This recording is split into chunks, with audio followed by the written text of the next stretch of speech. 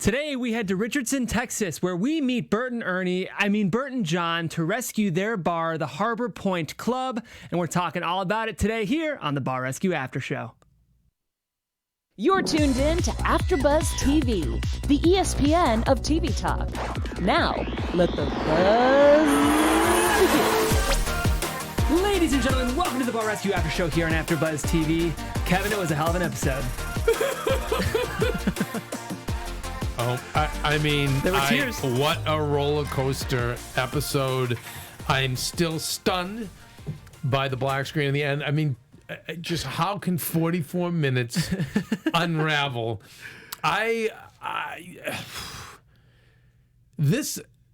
all right, we're seconds in, and I'm going to reference Pirates. Yeah. But this could be as moronic a decision as the Pirates.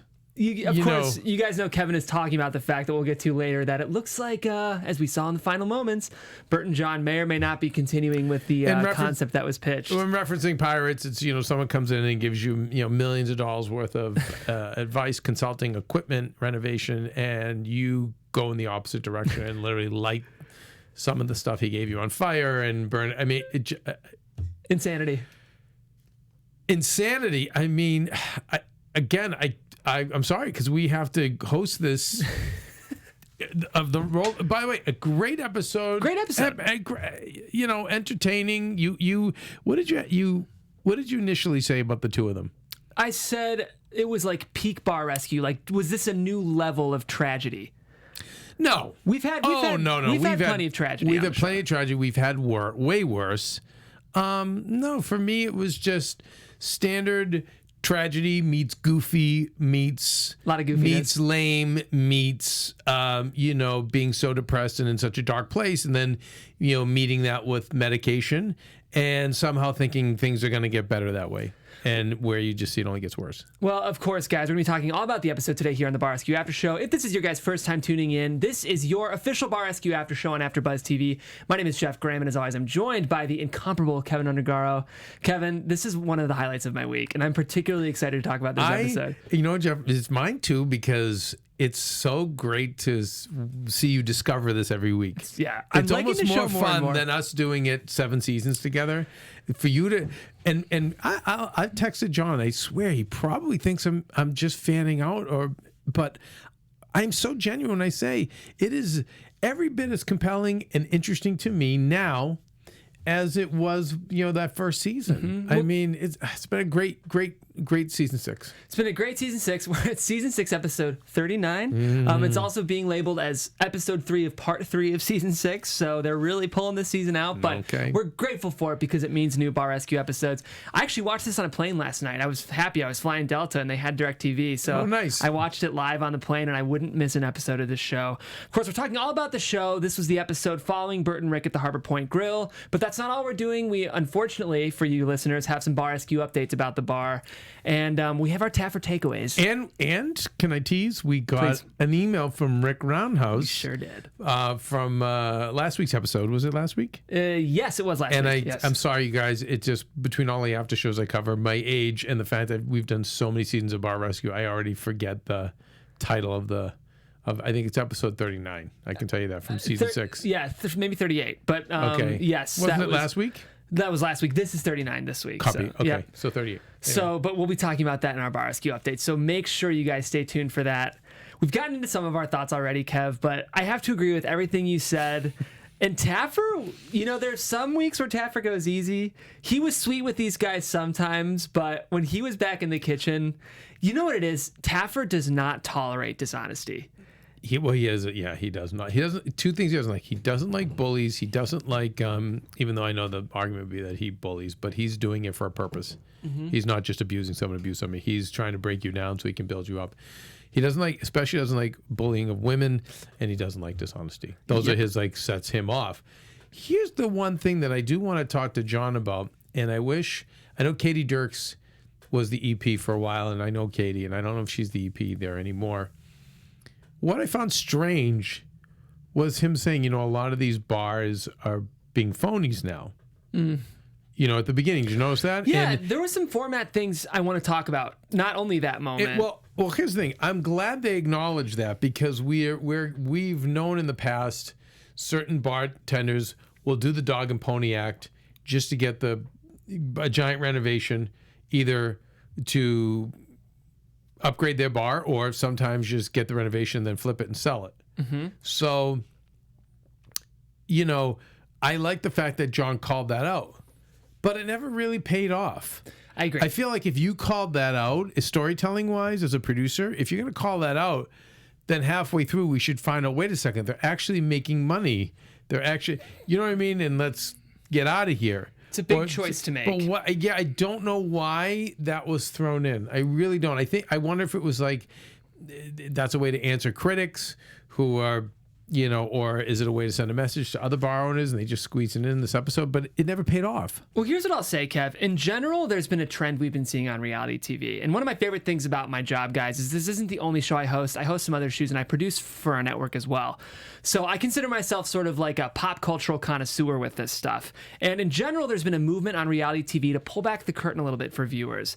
20 years ago, I think so too, because 20 years ago when reality TV first started, they were giving us the guys that everything was real and there was no producer. Well, what it first did with the Osbournes, it was, but what happened was it was tens of thousands of hours of video. Right. And then tons and tons of money spent in editing. Right. And then it was like, okay, how do we do this cookie cutter style? So then it just was all like slick produced, which it still is. But like you say, people are starting to get onto it. So they're starting to, with social media and the truth getting out. Yeah. They're starting to now address that. So this to me represented a moment sort of in that trend, which as a reality TV viewer, I actually appreciate. I because love. A very interesting moment. Quickly, if there's any Bachelorette fans out there, this was the first season we had a contestant who is a front runner right now in the finals say to the lead halfway through the season, I've got to be honest with you, I came on this show for fame, but I'm falling in love with you. I love it. Great. Yeah. Great. And you know what? That's a really smart producer that allows it, because I can't tell you how many producers I've worked with who've been like, no, edit that. I'm like, no, let it play through. Yep. That's amazing. We do. So I know you do a Bachelor and Bachelorette here, and check it out, guys. If you're fans, Jeff does a fantastic job with it. We also do 90 Day Fiance here. Yes, we just launched 90 Day Fiance now. So a little plug for that show.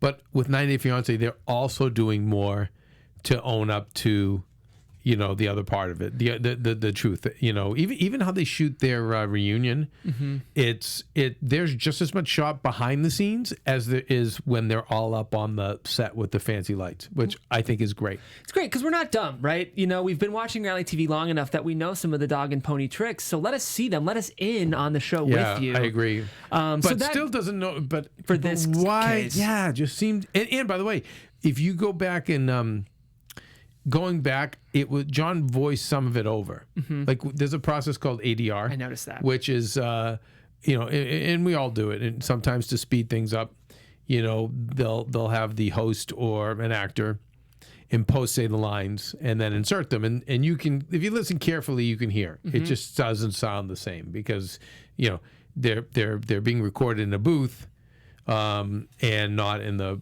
on the bar itself. So obviously the sound's gonna be different. So I don't know why they made this choice. Here's what I will say. I wish it would have paid off halfway through if we would have seen that come to Jesus moment. I mean, storytelling wise, it needs to. I also think it did lead to an interesting moment, though, because that was the moment that actually caused the guys to break down. To me, it was the test whether or not, depending on how they react, we'll get a real look as to whether or not these guys deserve the renovation. It's sort of like there's a parable in the Bible that you guys probably know where there's a baby and there's two mothers claiming it's the baby. And they say, well, cut the baby in half. And the mom who reacts and says, no, the other person can have it. Yeah. This was sort of that moment for me where they reacted with such remorse that it proved to Jon the stakes were high enough that they really should rescue the bar. Fair enough. That's how I took it. I think you're right. But in general, it's been interesting to see the show switch up format, and I hope we continue to see that happen because it keeps the show fresh. Of course, let's talk about these guys first. We have Jon and Burt. Classic bar rescue doofies. And a great title, Jon and Burt bought a bar. Jon and Burt bought a bar. But what's interesting here is Jon and Burt didn't really buy a bar. Burt bought a bar. $400,000. And Jon joined all of his retirement. Yeah, but okay.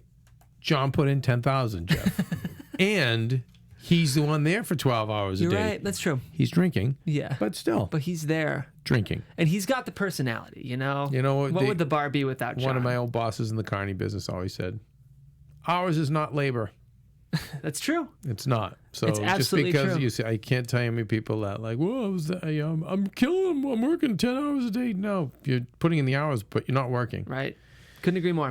Man, so it was, I wonder, we were talking about this. I wonder if Bert didn't have a man crush on John. It's an interesting theory that put Kev up all pitched that money. behind the scenes. Maybe there's some behind the scenes relationship dynamics between these two that maybe go beyond friendship.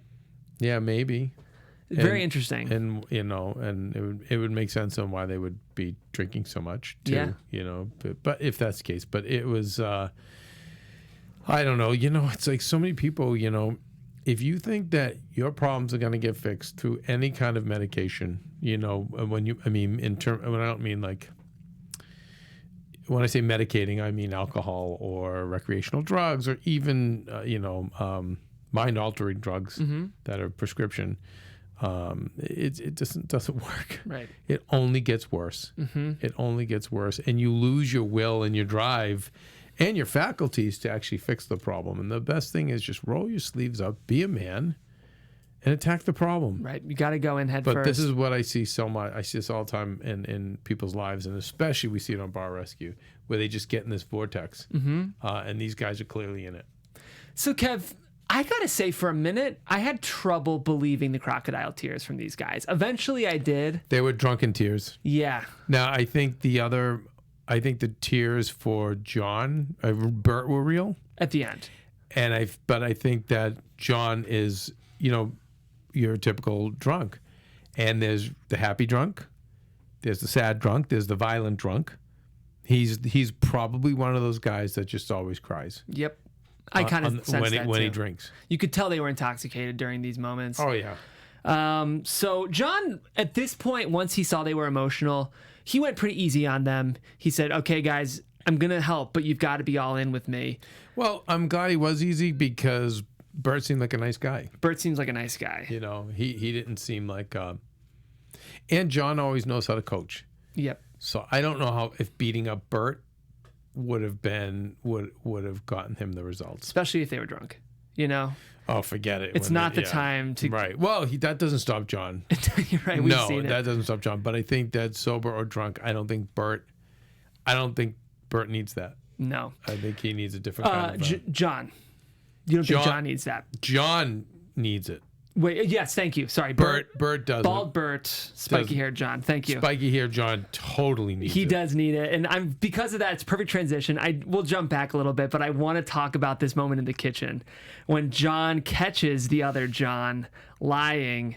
This is the moment. Couple of fibs. We see full Taffer Hulk rage. We get throwing. I think this was the first time in a while I've seen a full pizza plate flip.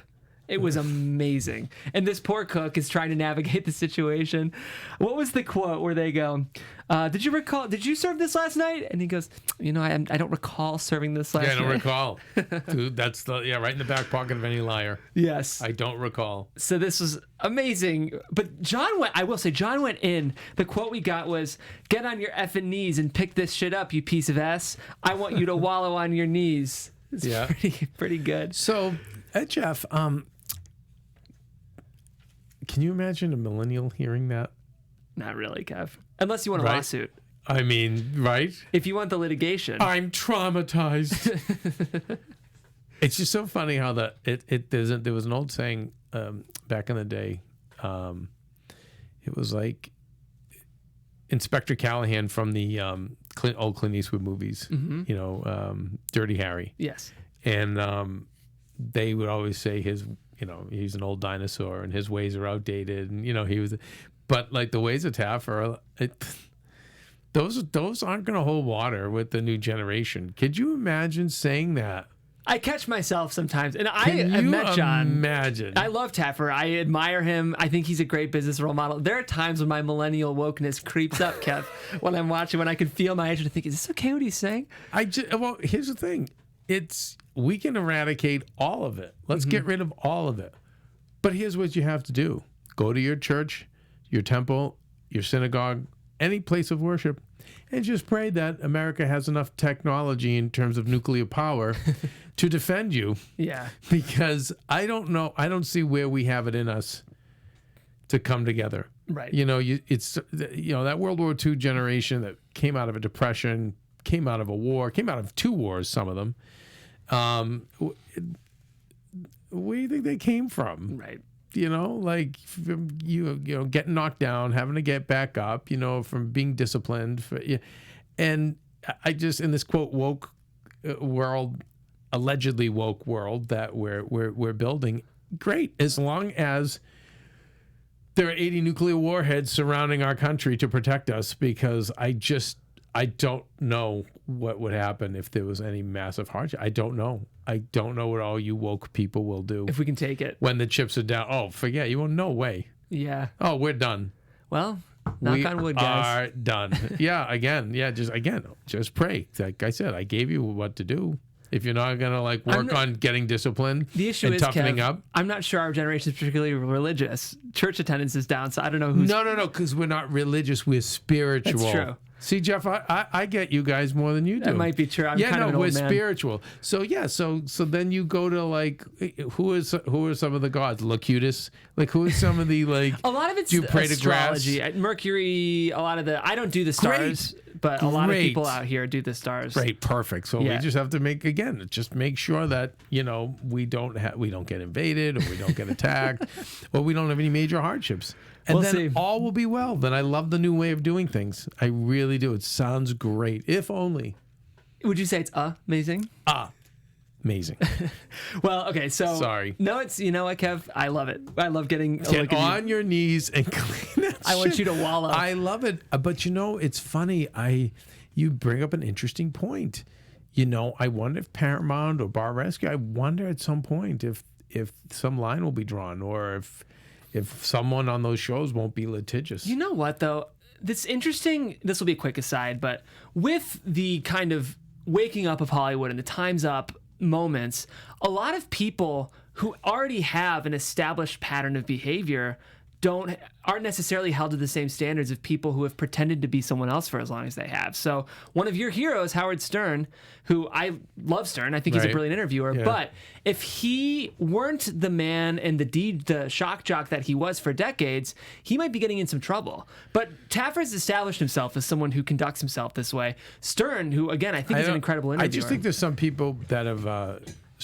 There's some people who have found a way to sidestep their past, and I don't know why necessarily, but yeah, it's interesting because when you see the yelling and the screaming, which by the way I love, but also I don't want to see people be abused, but you want to see people change and you want to see them grow, and in those 4 days you've got such a short amount of time that's what's necessary. By the way, it's what the military, it's sports, it's you just break the person down and then rebuild them. It's John's way. That's what Taffer does. And I'm sure there's an element of production notifying these people that Taffer's going to come in. So you think it's maybe better we just give them anti-anxiety meds?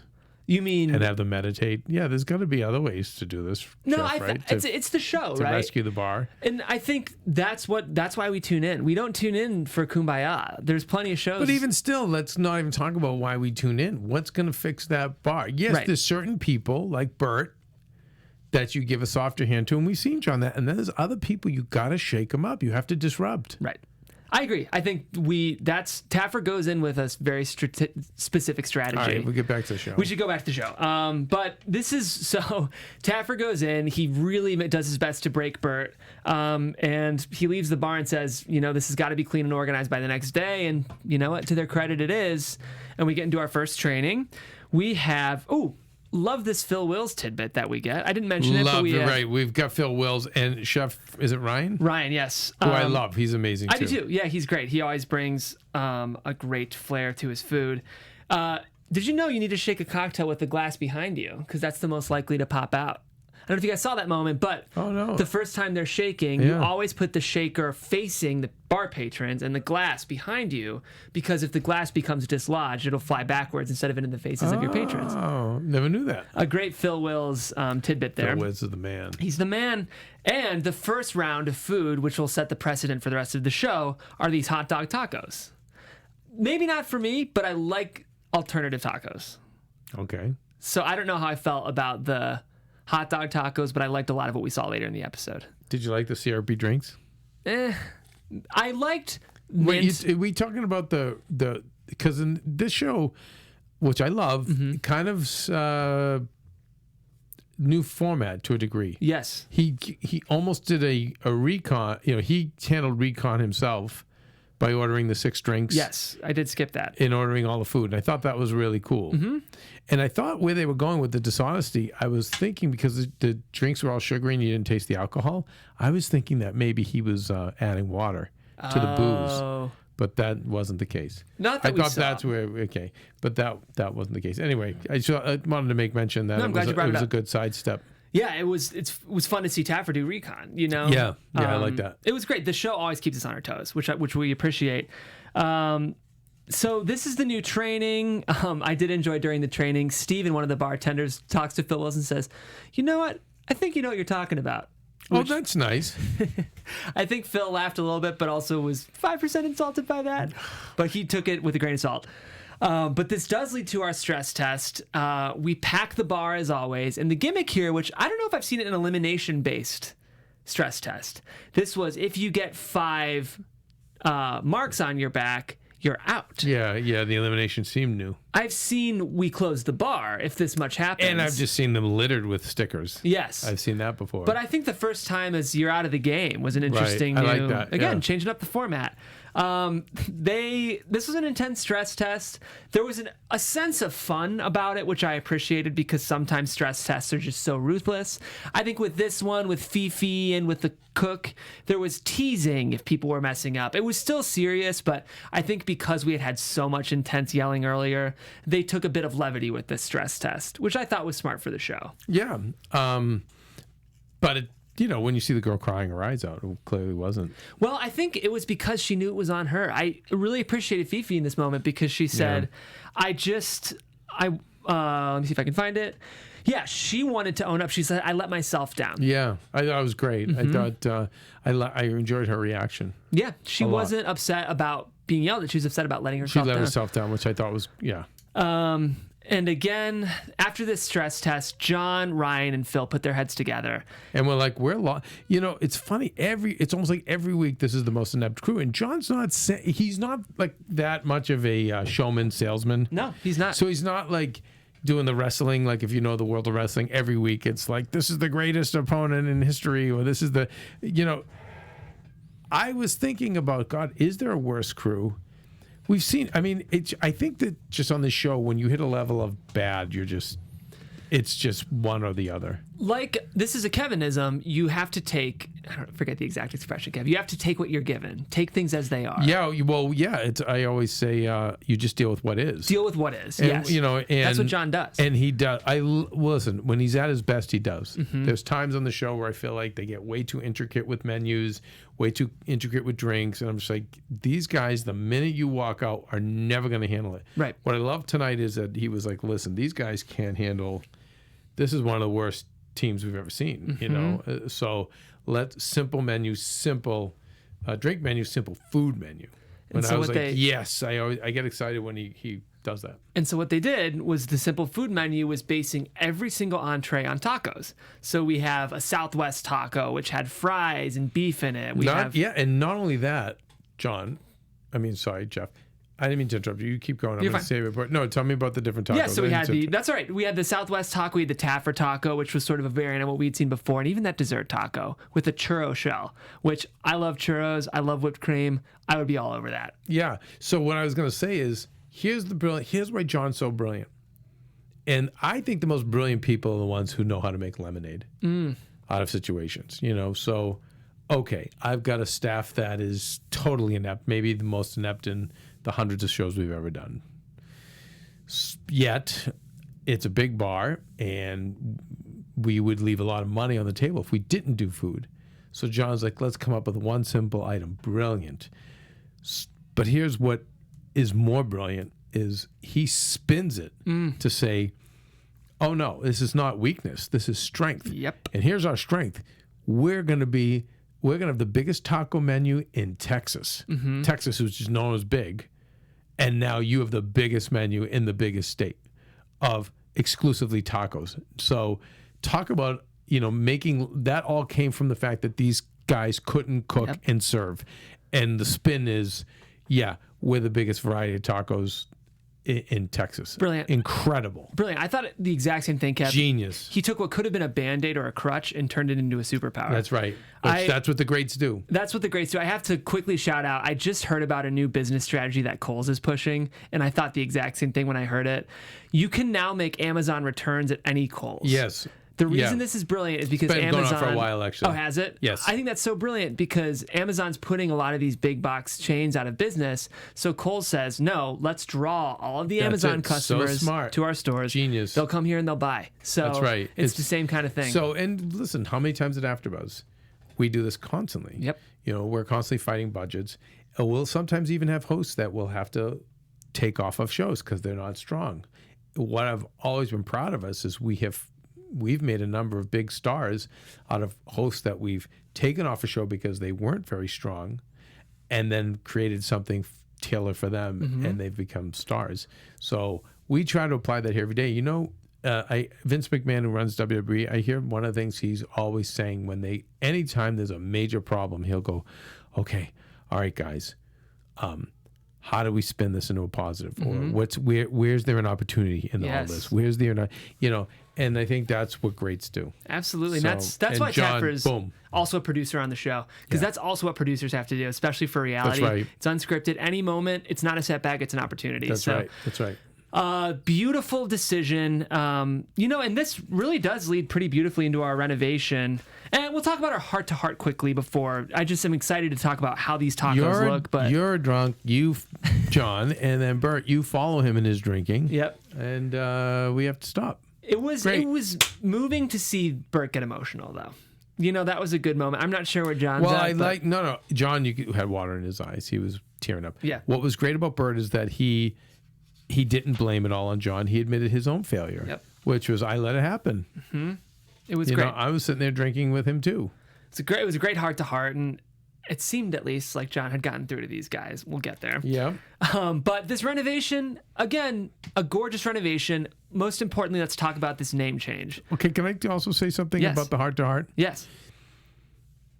When drunk John said, it's nice to be sober and to, have people respond to me in a more positive way and to have a clearer head. I've heard these things from people that have dried out, and when they start to see the positives of being sober. Wow, I don't wake up with headaches. I don't I'm able to do a good job, and I'm feeling energy because I'm doing a good job. My staff respects me more. Now I want to work harder, like everything. So when I heard him saying this, I go, oh my God, I know it's only 4 days, but maybe he's going to be in the 5% that John's able to reach. So setting me up, obviously, for what's going to come later. So now let's go to the renovation. Yes. So we changed the name from Harbor Point Grill to JB Taco. It's a good name. Great name. Also, I've been down on the signs before because I know John has a very short amount of time to make the signs happen. But if you notice, amazing neon sign, JB Taco. So it had a better looking sign than the sign that was there. It's great. Name is great. So I was like, let's go inside. So inside we go. Gorgeous. Loved the new walls. New nice fresh wood. It looked like they actually extended the bar, which was pretty cool. Before, the bar seemed to just be a U in the center, but they pulled it out along the edges so that the bar now had almost like a thrust stage. Yes. I thought it was really cool the way they repositioned the bar.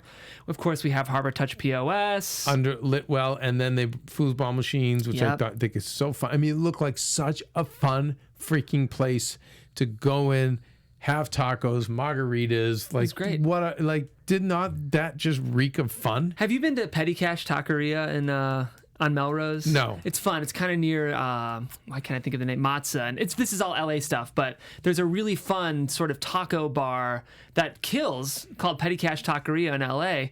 Any of our LA listeners, you can check it out. But totally gave me those vibes. And I wanted to go. I love tacos. I would have gone to JB Taco that night to check it out. Oh my God, I so would have gone. Absolutely.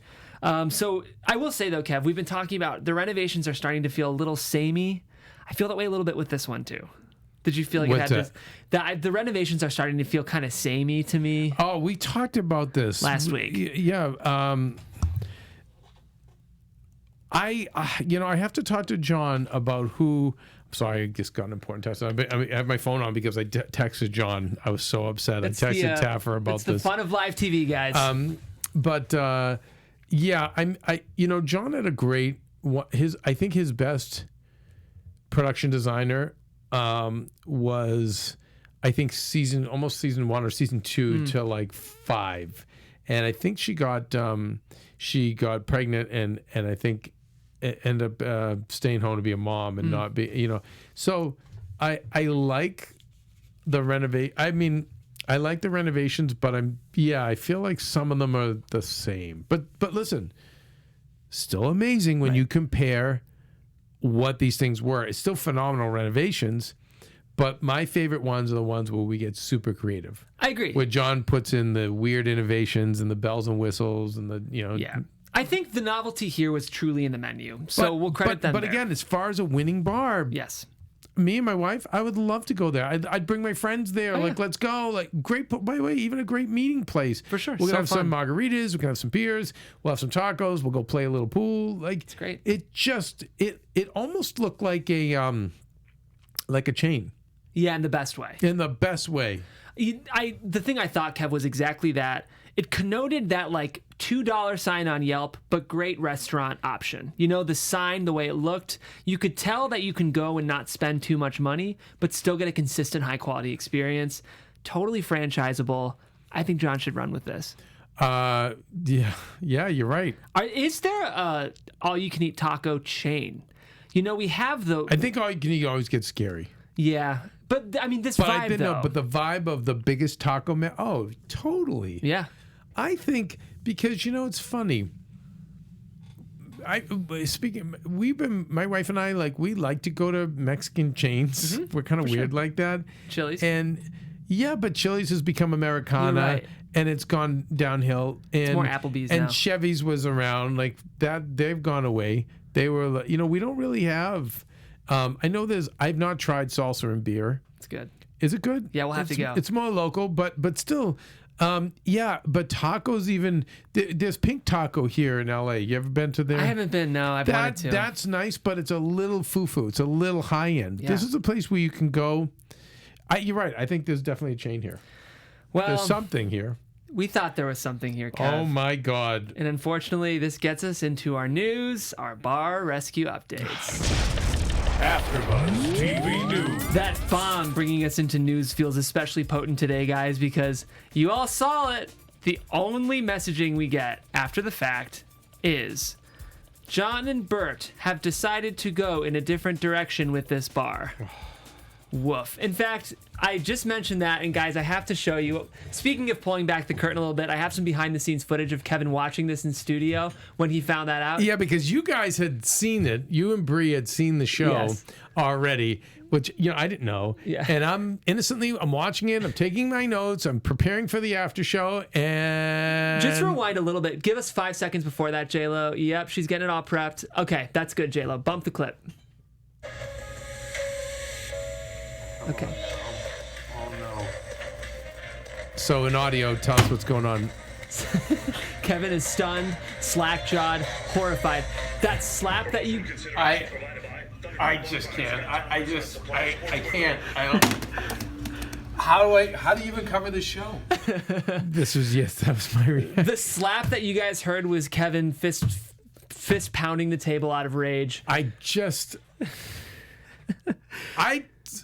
If you're a podcast listener, you have to hop on our YouTube and watch that. Please. 6 seasons ago, you guys, when I started covering the show, this show pushes, as much as I'm entertained, it pushes all of my buttons. Jeff? let me go to your parents because you're young and you've met me, and I do a lot for you. Yes. But I'd love to ask your mom and dad, like, who's come into their lives and said, here's $100,000 worth of, here's $300,000 worth of equipment and renovation, another $250,000 in consulting. Just there you go. Oh, plus publicity on one of the number one shows on TV. Here you go. Who's ever done that for your parents? Nope. No, nobody. Like who does this in life? You know, who gets all of these like great and this is how you react. And you know what? It's not a coincidence they're friggin' drunks. Yeah. It's not a coincidence that this is addictive behavior at its best, based on narcissism. It's unbelievable. It's it infuriates me. And there was 1 month after the renovation that they changed the name. I mean, like, I was expecting sales up 30% and working. John and Bert if there was one time that I did not think, yes, I could see him going back to drinking. That I could see. I could see him continuing to be a drunk, continuing to run up the bills, continuing to fight. I could see all of that. This is one that I never saw them getting rid of the menu. Never saw that. It was too brilliant. It was with this. This is a how could you possibly? Oh my God. Sales are down. Texas does allow local patrons to see receipts. Before the renovation, they were making about $59,000 a month. Now they're making about $42,000 a month. 49 and 48 were April and May. So they're making about 10 grand less per month after betraying the JB Taco concept. At the same time, though, reviews are good. The one thing that they've done with the new bar, which is now called Rockets, is there's a karaoke night. And most of the reviews are talking... Oh, okay. Oh, that's great. Why didn't I think of that? It's original, right? No one's doing karaoke. You could have done karaoke with your tacos. I know, you're so right. But if I had karaoke, Rockets, what the fuck? Jeff. It's crazy. Okay, tell me. I mean, it's Rockets, and tell me about Rockets. Positive reviews, friendly people, great atmosphere. Under new ownership, which it's actually not new ownership, but Rockets is an awesome place to stop and grab a quick drink or bite to eat. The staff is friendly and the food is scrumptious because they have plenty of great entertainment. From the best shuffleboard tables I've seen to amazing billiards, darts, and even unique games like chess, they have it all. Since the new owners have taken over, interesting.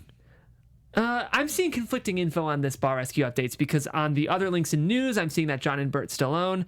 Over here, I'm seeing that someone named Jay owns. Jay could be John. Oh. Furthermore, they might think the reviewer may believe because it's a new name, it's a new owner. That's probably it. Crazy. Negative reviews. We went after Bar Rescue came, and it was supposed to be JB Taco with the largest taco menu in Texas. So obviously they went excited to oh my God. They didn't have anything prepped to make any of the 51 tacos on the menu. So they gave us a menu with 4 choices, including cheeseburger, hot dog, grilled cheese, and wings, with potato chips. We liked the old menu, but they had hardly had anything prepped before either. Do you think they just couldn't handle a big menu? Okay, here's the other thing. This is the other red flag. Hey, chef, by the way, chef who just was released from, San Quentin. Hey, chef, how long you been here? 3 months. Oh, okay. Lead bartender. How long you been here? 9 months.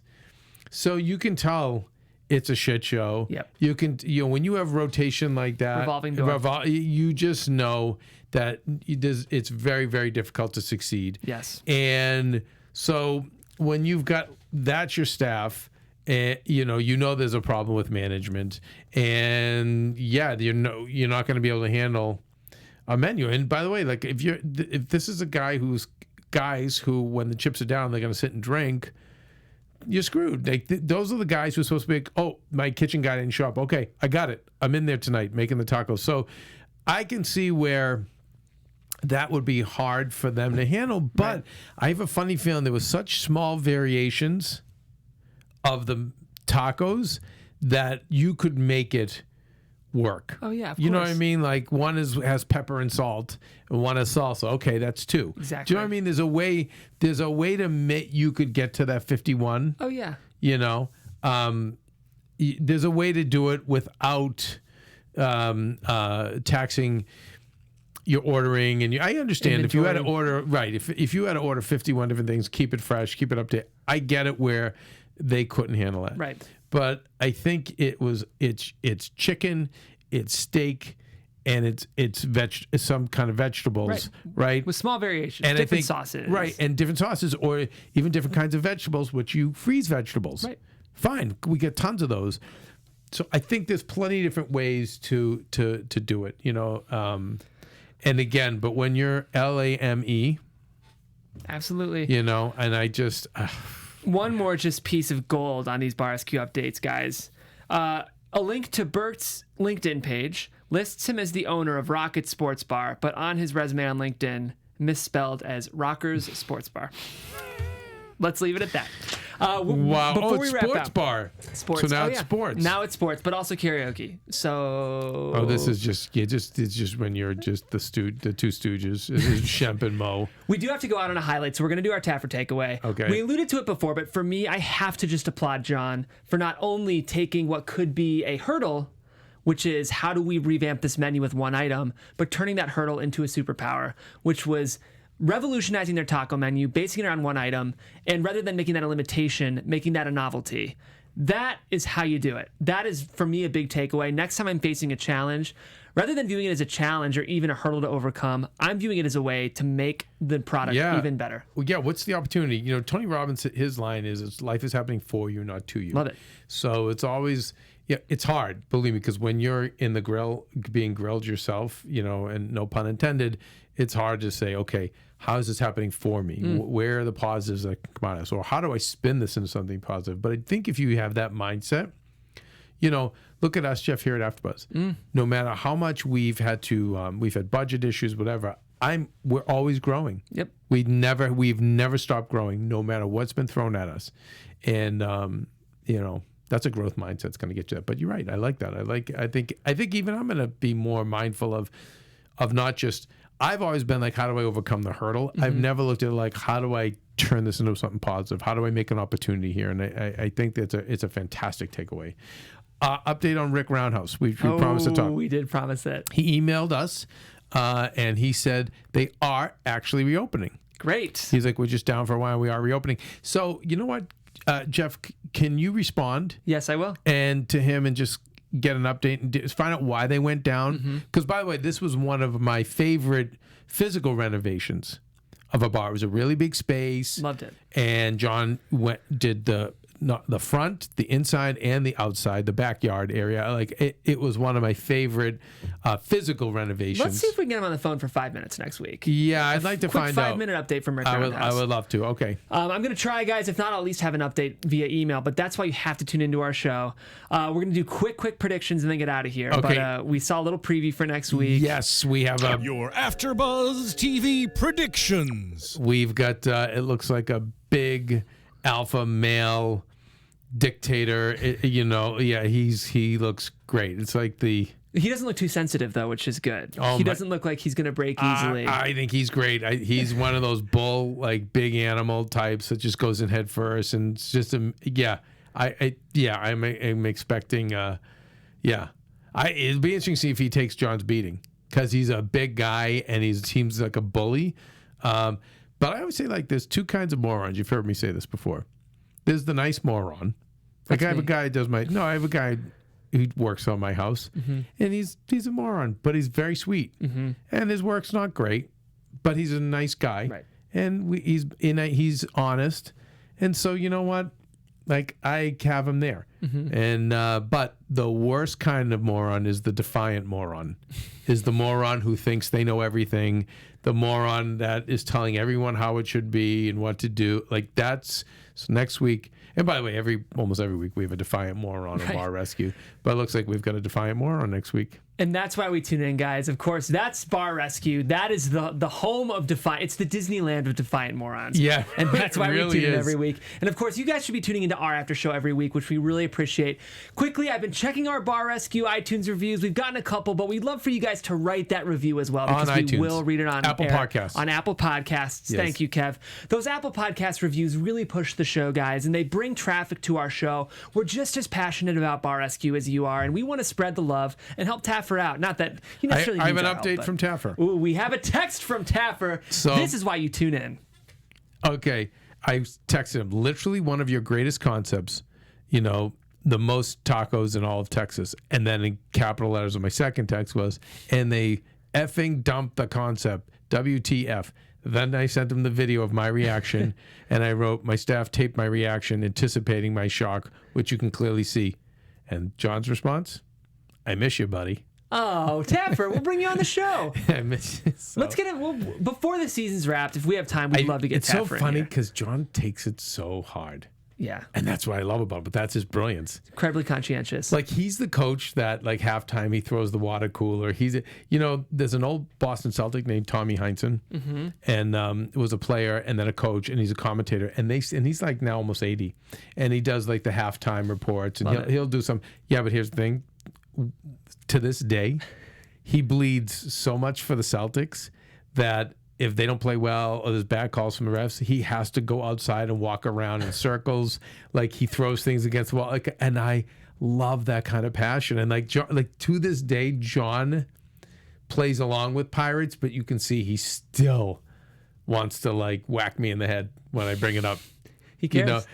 Cares so much. So even I think it's like, I miss you, buddy. Like, I think he's just like, I don't want to talk about it.